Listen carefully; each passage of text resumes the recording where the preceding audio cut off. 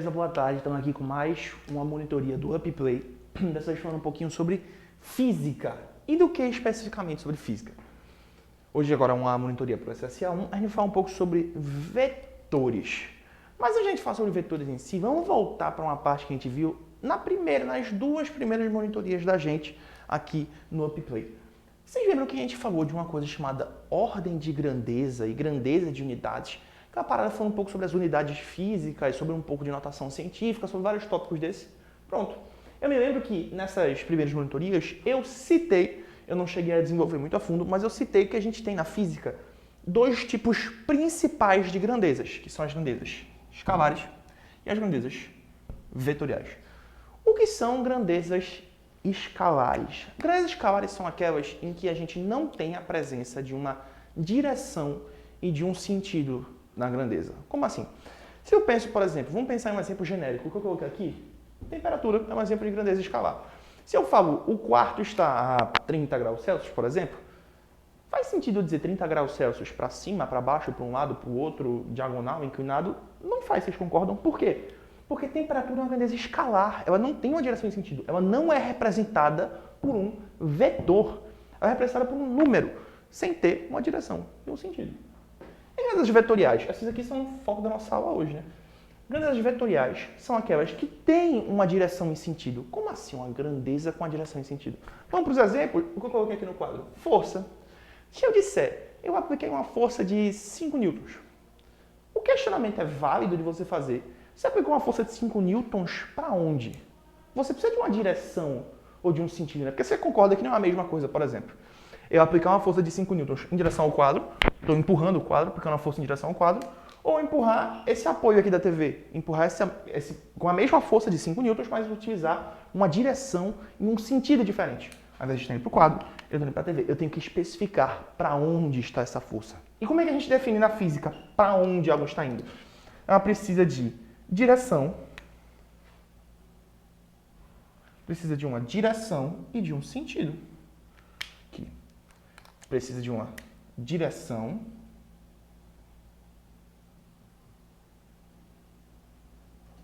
e sentido. Por exemplo, vamos imaginar que eu falo aqui, eu vou dar um peso em uma parte de uma introdutória de dinâmica que não é exatamente o nosso foco hoje, mas só para exemplificar o que eu estou falando. O peso de um corpo, vamos pensar, você tem um peso, certo? Todos os objetos têm um peso, o corpo da gente tem um peso. Só que a gente troca geralmente uma coisa que é peso com massa. O que é massa? Massa, de forma simplificada, pode ser definida como uma quantidade de matéria, beleza? Isso é a massa de um corpo. E o que é o peso do corpo? O peso do corpo é a massa do corpo vezes a ação da gravidade em que ele está sendo colocado, do campo gravitacional em que ele está inserido, certo? Então, quando a gente diz, por exemplo, eu tenho um peso de 80 quilos, uma pessoa qualquer dizendo que tem um peso de 80 quilos, isso é verdade? Não. Fisicamente falando, isso está errado. 80 quilos é a massa da pessoa. O peso da pessoa é os 80 quilos dela, vezes o valor da aceleração da gravidade naquele lugar, que na Terra é aproximadamente 10. E por que eu estou falando isso? Não precisa se estressar com isso, não é o foco da gente hoje. Porque a força-peso, por exemplo, que é o peso, que é a massa do corpo, vezes a aceleração da gravidade, ela é um vetor, ela é uma grandeza vetorial, porque ela é representada por um vetor, ela tem uma direção e um sentido. E para onde geralmente é a força-peso? A gente diz, de forma simplificada, que a força-peso geralmente quase sempre é vertical e para baixo. Você concorda que o peso que você sente no seu corpo é acima, para baixo, na vertical. Então a força-peso é vertical e para baixo. Ela tem uma direção e ela tem um sentido. A direção vertical, o sentido para baixo. Beleza? É um exemplo mais específico da direção e sentido de uma força, de uma grandeza vetorial. E uma grandeza escalar não tem isso, né? Temperatura não vai ter isso. Energia não vai ter isso. Mas as grandezas não vão ter isso. Então, vetores, direção e sentido. Vou desenhar aqui uma seta para representar que é representado por um vetor. E em uma grandeza escalar, sem direção,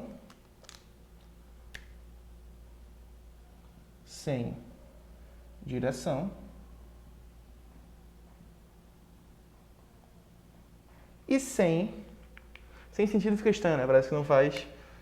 Mas, enfim, vocês entenderam, né? E sem sentido. Falei nesse esqueminha aqui para diferenciar, mas eu vou apagar ele, porque a gente vai precisar usar o quadro para outras partes. Mas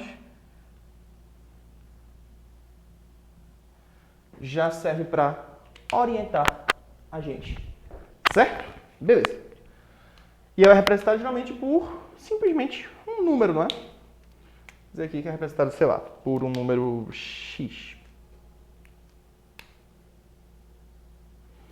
Beleza. Certo. Esse é o esquema que a gente fez diferenciando grandezas escalares e vetoriais. E para que serve essa diferenciação? Na prática, no dado mesmo, os dois vão ser representados por números?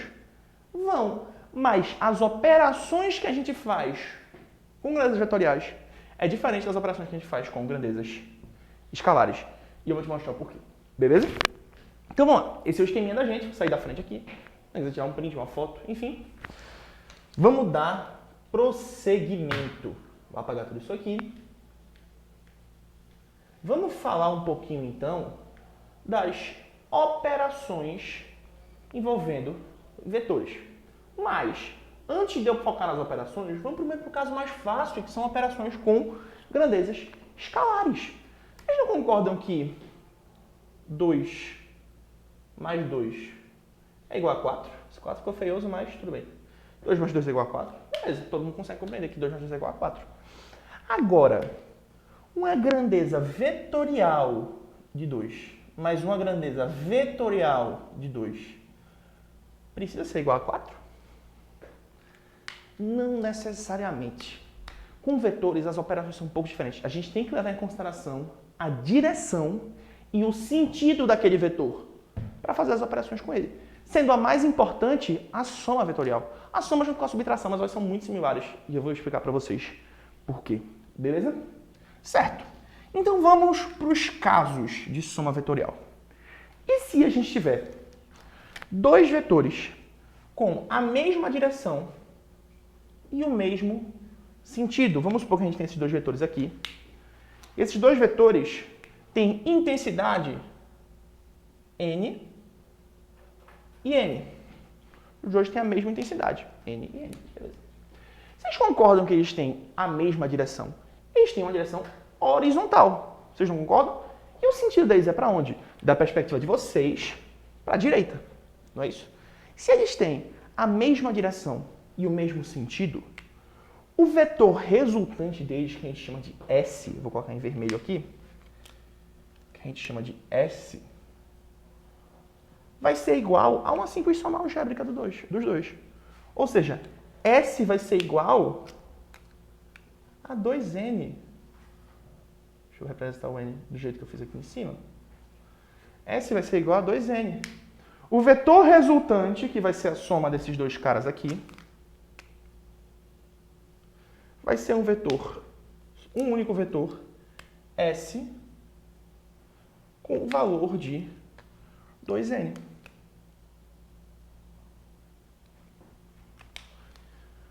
O vetor resultante S é igual à soma dos dois vetores. Ou seja, quando os vetores têm a mesma direção e sentido, o vetor resultante da soma deles vai ser simplesmente uma soma algébrica dos dois. N mais N é igual a 2N. Por quê? Porque eles têm a mesma direção e o mesmo sentido. Inclusive, eles podem ter intensidade diferente também, tá? Eu vou botar só um exemplozinho aqui que eu vou apagar aqui embaixo. Vamos botar números aqui. Vamos supor que eu tenho um vetor de 3 newtons. Um vetor de força, né? 3 newtons. E um vetor aqui de... Eles não podem estar com o mesmo tamanho, tá? Inclusive, vetores é uma representação gráfica de grandezas vetoriais, certo? Então, assim, dependendo do que você está fazendo, você não precisa fazer isso. Mas é bom você representar os tamanhos dos vetores correspondentes ao valor deles. Ou seja, se eu desenhar aqui, por exemplo, um vetor de 6 newtons, vocês conseguem ver que ele tem mais ou menos o dobro do tamanho do de 3 newtons? Em alguns casos, isso não é obrigatório, você não precisa fazer isso quando você está usando os vetores só para se orientar. Mas é bom você fazer isso, para você ter a noção de que, ok, esse é o dobro desse, beleza? Certo. Se eu for somar esses dois vetores, como é que ficaria? Eles estão com a mesma direção e o mesmo sentido, não é? Para a direita. Então, o vetor resultante deles seria igual a um vetor para a direita A resultante vai dar para a direita, vocês não concordam, de 9 newtons. Beleza? Esse é o primeiro caso, vetores com a mesma direção e com o mesmo sentido. Beleza, certo. Vou apagar esse exemplo aqui. Esse primeiro caso, tranquilo? Eu vou enumerar os casos aqui. Caso número 1, ou primeiro caso. Mesma direção e mesmo sentido. Beleza, vamos para o caso número 2. Qual seria o caso número 2? E se os vetores tiverem a mesma direção, mas sentidos opostos? Vamos supor que este vetor aqui de cima seja de 5 newtons. Eu vou botar em azul aqui. Vou botar em azul ele. 5 newtons. 5 newtons. E o de baixo seja 8 newtons. Beleza. Se eu for somar esses dois caras, o que é que vai acontecer? Se eu somar esses dois caras. Seguinte. Quando eles têm a mesma direção e o mesmo sentido, você só soma eles numericamente, você não concorda? Se eles tiverem a mesma direção e sentidos opostos, você vai somar eles, só que vetorialmente falando, esse é menos esse aqui. Como assim? Como os sentidos são trocados, é como se, em relação no referencial desse vetor aqui, esse vetor aqui são menos 8 newtons. No referencial desse vetor aqui, beleza? E no referencial desse vetor aqui, esse daqui é menos 5 newtons. Então, o que você está fazendo, na verdade, é mais ou menos isso aqui, ó. O vetor resultante S vai ser igual a 8 mais menos 5. Continua sendo uma soma vetorial. Eu estou somando os dois caras. Só que, como eu estou pegando esse 8 como padrão, como referencial, como ele está no sentido oposto, o 5 é como se fosse negativo para ele. Vetorialmente falando, o sinal de negativo indica isso de sentido oposto. Como o meu referencial que eu peguei foi para a esquerda, tudo que está indo para a direita é negativo. Beleza? Então, S seria a 5 mais menos, seria a 8 mais menos 5. O que isso aqui ia dar? S igual a 3 newtons. Para onde? 3 newtons para esquerda, né? Quem vai predominar vai ser o vetor maior. Beleza? Vou deixar esse aqui em vermelho para deixar tudo padronizado, porque senão fica muita mistura de cores. Igual a 2N.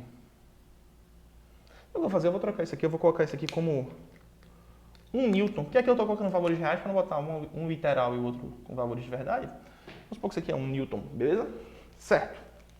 Segundo caso, mesma direção e sentidos opostos. Você vai continuar somando os dois, mas de acordo com o seu referencial, vai ser um mais menos o outro. Ou seja, na prática você vai estar subtraindo, né? E quem vai predominar? O maior entre os dois vai predominar. Obviamente, a direção e o sentido do maior. Na verdade, o sentido, né? Que a direção é igual. Beleza. Vamos para o terceiro caso. E se eles não tiverem a mesma direção? E sendo mais específico, eles tiverem perpendiculares um em relação ao outro. Deixa eu pegar aqui, ficou troncha a ponta da seta. Perpendiculares um em relação ao outro. Como é que eu posso fazer isso? Vamos supor que esse vetor daqui seja... Vamos pegar que esse aqui é o vetor. Vou pegar um valor aqui, 3 newtons. E esse aqui vai ser o vetor... Ficou feio porque eu apaguei com a mão aqui, calma. Deixa eu corrigir aqui no quadro. Esse aqui seja o vetor 3 newtons. E esse aqui seja o vetor 4 newtons. E aí, como é que eu somo esses caras? Vai ser uma simples soma algébrica, um mais o outro? Não pode ser, né? Porque eles não têm a mesma direção e o mesmo sentido. Vai ser uma subtração, que no segundo caso também não pode ser, né? Porque eles não têm a mesma direção e sentidos opostos. Então, o que é que eu posso fazer com esses caras? Aí entra uma coisinha que a gente chama de regra do paralelogramo. Na soma vetorial, a gente tem duas regras principais, que são as regras do polígono e do paralelogramo, que na realidade são a mesma coisa. E eu vou mostrar por quê para vocês. Fazendo aqui a regra do paralelogramo, quando eu for fazer a analogia com a regra do polígono, eu vou explicar para vocês o porquê elas são a mesma coisa. O que é que a gente faz na regra do paralelogramo? Eu vou te dar o processo metódico, vou te fazer aqui primeiro bonitinho, e depois eu vou explicar qual é a lógica dele, certo? Seguinte, na regra do paralelogramo, a gente vai pegar esses dois vetores aqui e vai fechar um quadrado neles. Como é que a gente fecha um quadrado neles? Ué, a gente pega a ponta desse vetor como se fosse o vértice do quadrado, né? A gente fecha ele aqui e pega essa outra ponta como vértice e fecha aqui também. Certo? Fechamos o quadrado. Beleza. Concorda que a gente fechou o quadrado? Fechou um quadrado. Esse aqui é mais ou menos um quadrado. Se bem que ficou troncho, deixa eu deixar um pouquinho mais alinhado, porque isso aqui tem que ser uma visualização legal para vocês compreenderem bem essa parte.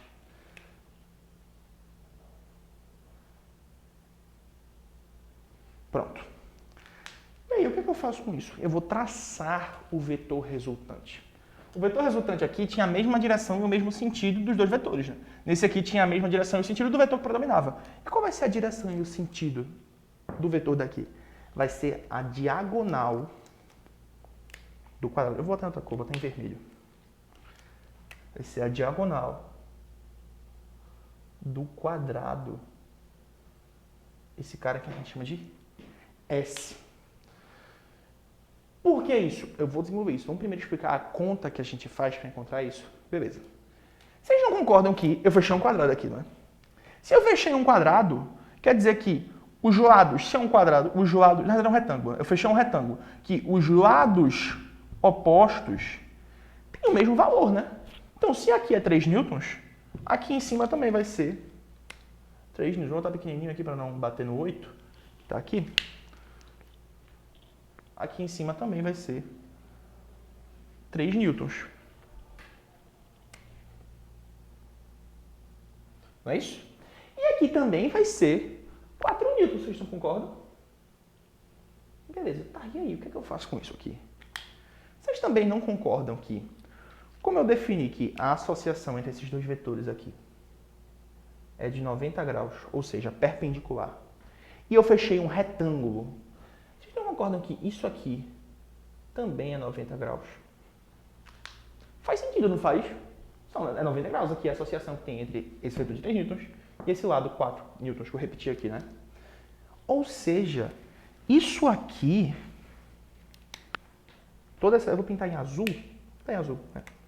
Toda essa área aqui, acho que seria melhor para dar assim. Deixa inclinado para ficar melhor de visualizar. Melhor fazer inclinado isso.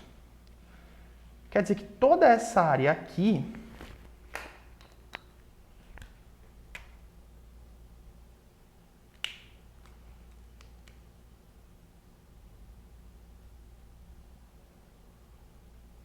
isso tudo é um triângulo retângulo. Vocês percebem isso? Vou fechar isso aqui para poder ficar mais visualizável.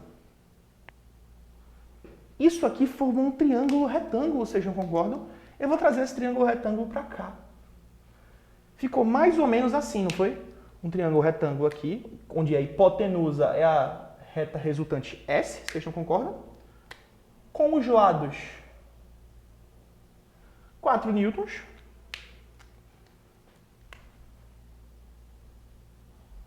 E 3 newtons.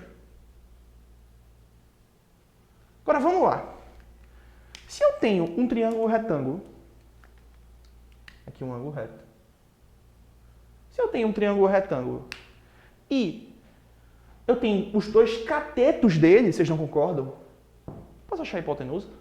Posso, não posso? Fazendo o quê? O clássico, a fórmula que você mais usa no seu ensino médio inteiro, pode acreditar em mim, que é o Teorema de Pitágoras. O que é que diz o Teorema de Pitágoras? Diz que, geralmente eles usam a letra A, B e C para representar. Eu não gosto de representar assim, eu gosto de fazer de um jeito diferente, mas é a mesma coisa, tá? Diz que a hipotenusa ao quadrado, h ao quadrado, é igual ao cateto 1 ao quadrado, mais o cateto 2 ao quadrado. Quem é o cateto 1 e quem é o cateto 2? Tudo faz, não vai interferir, beleza? Pode ser esse aqui 1, esse aqui o 2, pode ser esse aqui o 2, esse aqui o 1. Ou seja, S ao quadrado, porque esse cara aqui é S, vocês não concordam? Vamos escrever isso aqui? A gente pode concluir que S ao quadrado é igual a 3 ao quadrado mais 4 ao quadrado. Beleza? Fazendo essa conta aqui, eu já vou adiantar para vocês. S vai ser igual a 5 newtons. 5 newtons para onde? Para cá, né? Já tem indicado quando a gente fechou o quadrado. Então, S é igual a um vetor de intensidade 5 newtons. Não precisa ser só em newtons não, tá? Newtons é porque eu estou trabalhando com força, mas pode ser qualquer grandeza vetorial, tá? É que é o mais comum, esse é o exemplo mais comum. 5 newtons nessa direção e nesse sentido. Beleza? Esses são os 3 primeiros casos básicos, certo? São os únicos? Não, a gente tem um último caso. Esse é um pouco mais complicadinho, mas eu vou explicar para vocês como funciona o processo, beleza? Então aqui vou sair um pouquinho da frente, se alguém quiser tirar uma foto, tirar um print, qualquer coisa, beleza? Pronto, vamos então para o quarto e último caso. Vou apagar tudo aqui, porque esse vai precisar de um pouquinho mais de espaço. Além disso, a gente vai ver o método do polígono hoje, né? Que é outro método de soma vetorial. Beleza. Tudo apagado, vamos lá. Quarto e último caso. E se a gente tiver dois vetores associados entre si, só que com um ângulo diferente de 90 graus? Θ, que é esse símbolo aqui que está representando um ângulo, diferente de 90 graus. E aí? Eu posso fechar um quadrado aqui, mas vocês concordam que eu não vou ter como aplicar o teorema de Pitágoras, né? Porque eu não vou ter um ângulo retângulo, eu não vou ter um ângulo reto aqui, né? Por quê? Vamos lá, vamos interpretar aqui. Vou fechar o quadrado, né? Fechei o quadrado. Ficou muito feio isso aqui. Deixa eu refazer. Fechei aqui. Fechei aqui. Fechei um quadrado, não foi? Eu posso traçar a reta resultante? Posso. A reta resultante vai ser a mesma coisa, vai ser a diagonal desse quadrado. Isso aqui. Beleza? Esse ângulo aqui é reto. Eu não tenho nenhum ângulo reto aqui, vocês não concordam? Se eu não tenho nenhum ângulo reto, o que é que eu posso fazer?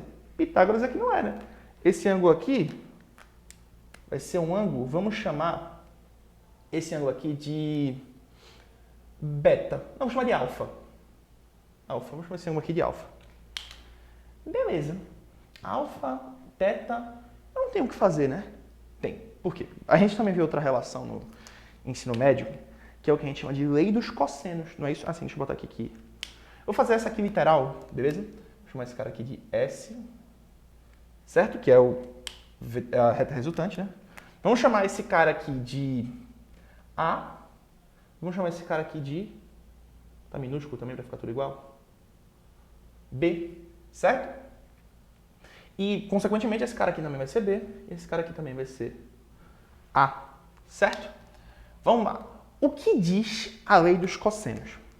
A lei dos cossenos diz... Assim, vamos chamar a reta resultante de C, tá? Isso só pela matemática, mas a gente vai...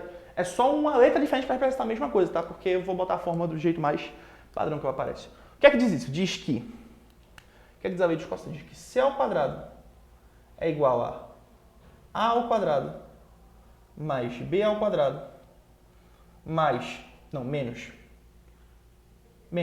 2 vezes A vezes B vezes o cosseno.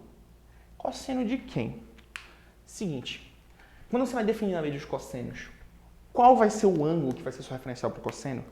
Esse cara daqui, que fica isolado na fórmula, você concorda que C está sozinho, né? Ou seja, S também está sozinho aqui desse lado da fórmula, né?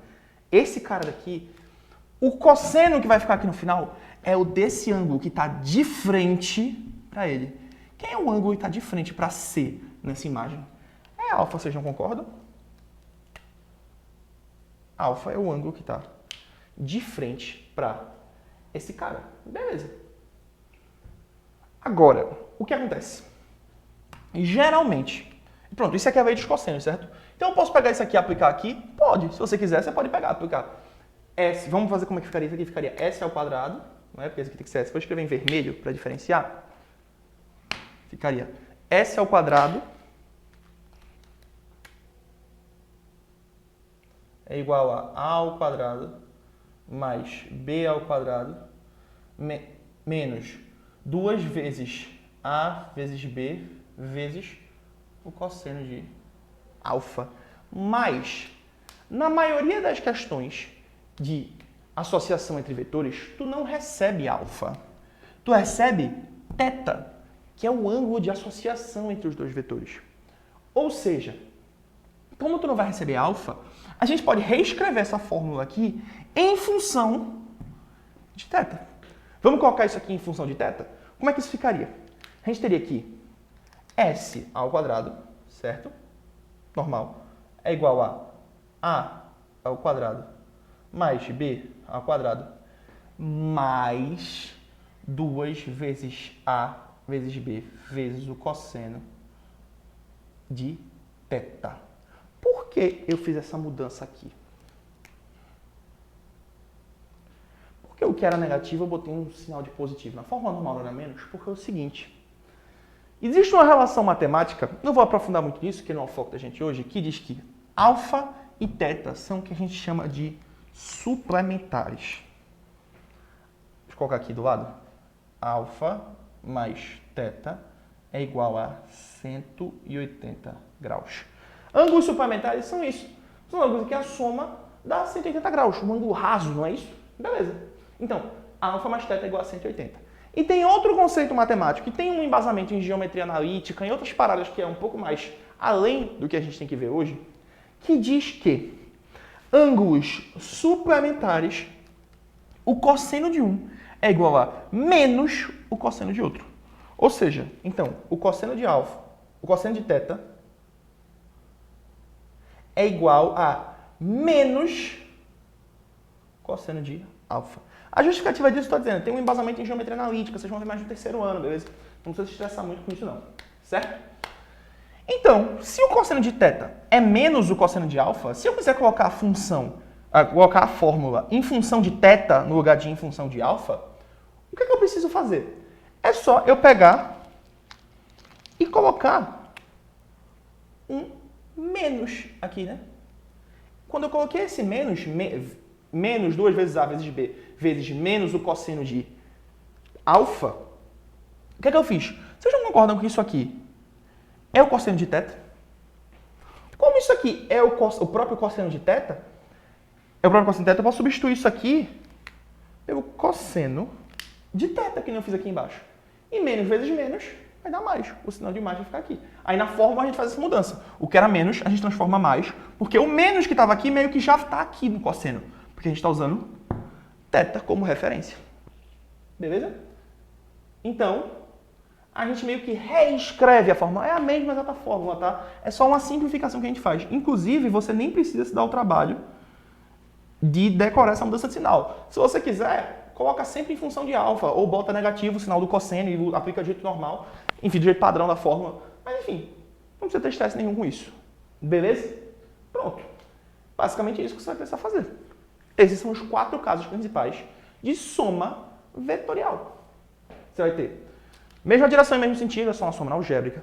Mesma direção em sentidos opostos, é uma soma também, só que um vai estar negativo, porque você vai ter um referencial de um deles.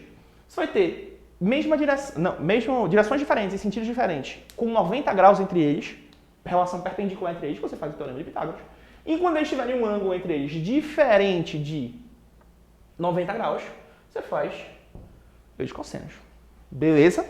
Com essa, se quiser, essa alteraçãozinha. Ou não, você pode usar de jeito tradicional mesmo. É só você raciocinar que o cosseno não é o de θ, é o de alfa. Beleza? Tudo tranquilo? Pronto. Desses primeiros casos, eram esses que a gente tinha para falar. Você aqui da frente, se alguém quiser tirar uma foto, um print, alguma coisa, vou apagar aqui.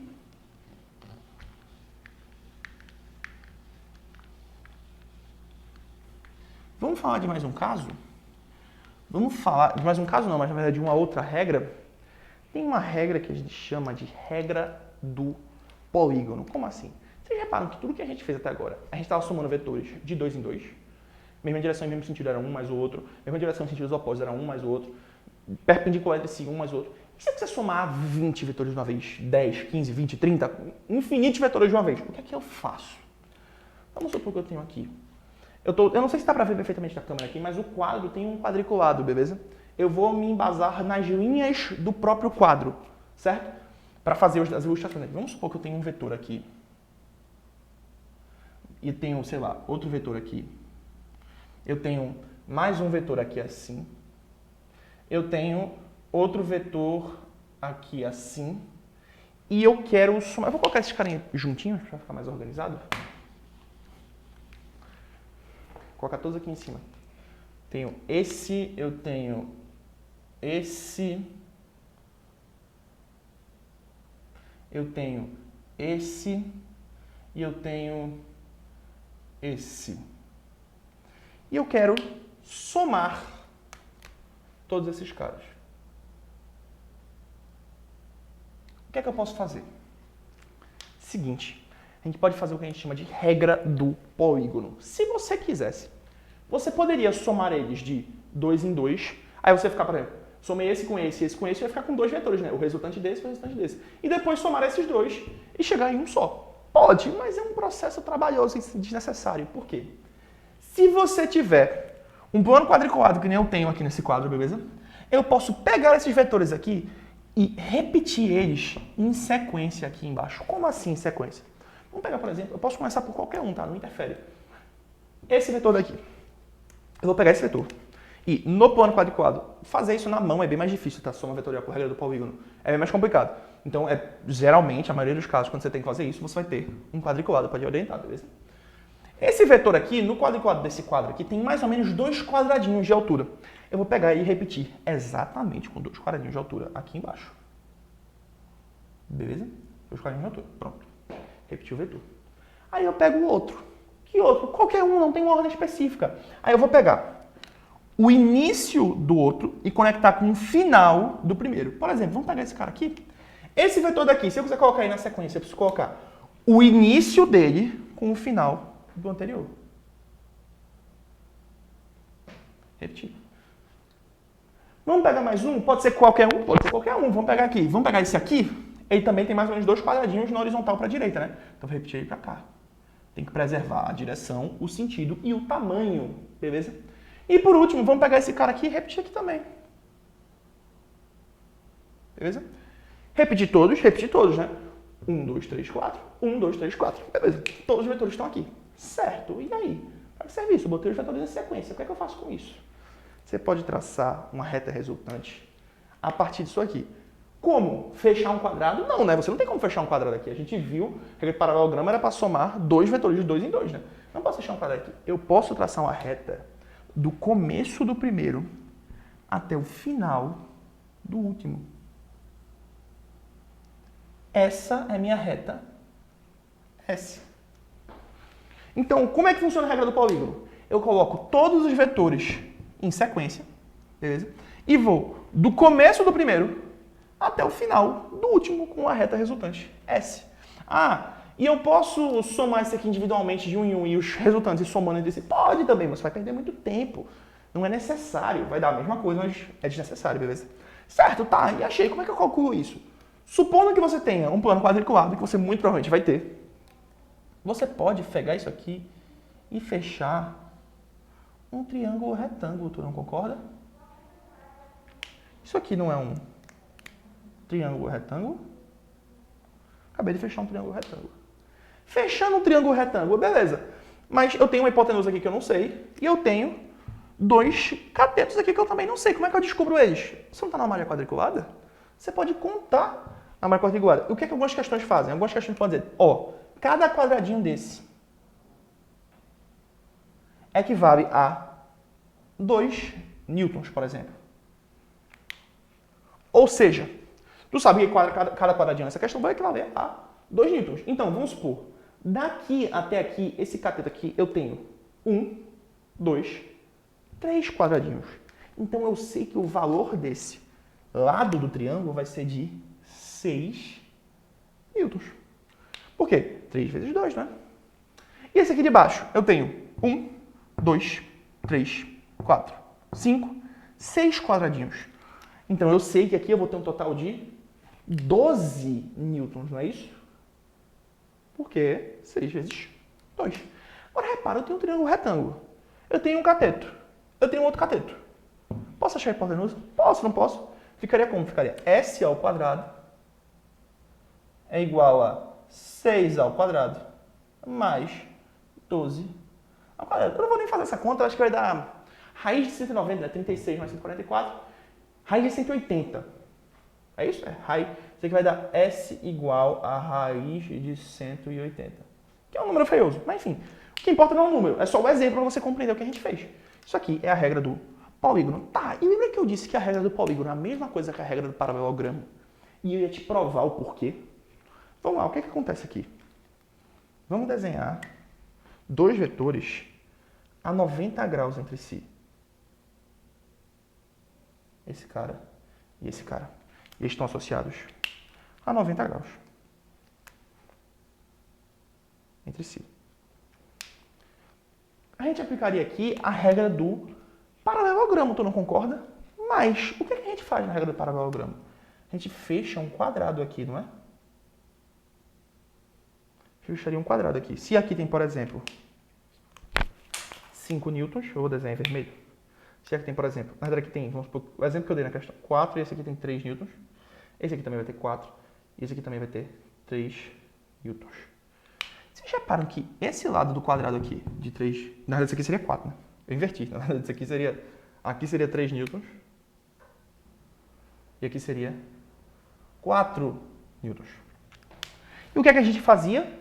A gente chegava e traçava uma resultante, né?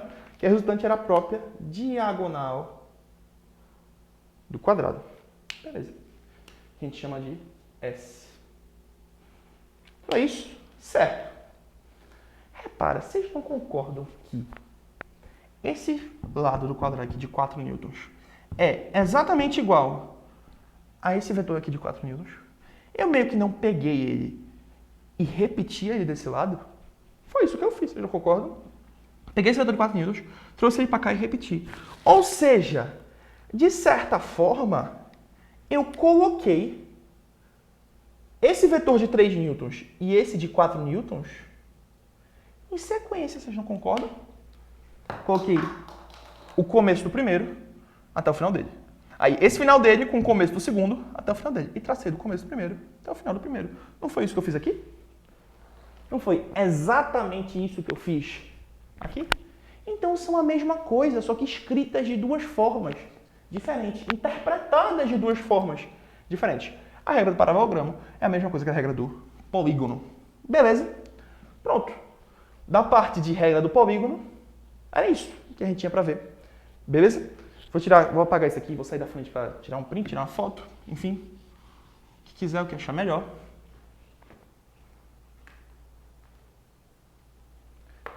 Beleza. Pronto? Certo, galera. O que eu tinha para ver hoje com vocês é isso. A gente não praticou questões hoje, por quê? Vetores é um assunto que dá muita dificuldade para a galera do primeiro ano. Então eu achei bom a gente fazer toda essa aula, basicamente, de vetores aqui. A gente viu tudo, viu todos os casos da soma, para reforçar bem essa base. E aí a gente parte para a prática de questões na próxima monitoria da gente. Beleza? Mas então foi isso, galera. Era isso que a gente tinha por hoje. E vou deixando vocês por aqui. Continuem acompanhando as monitorias. Muito obrigado pela atenção e até mais. Valeu!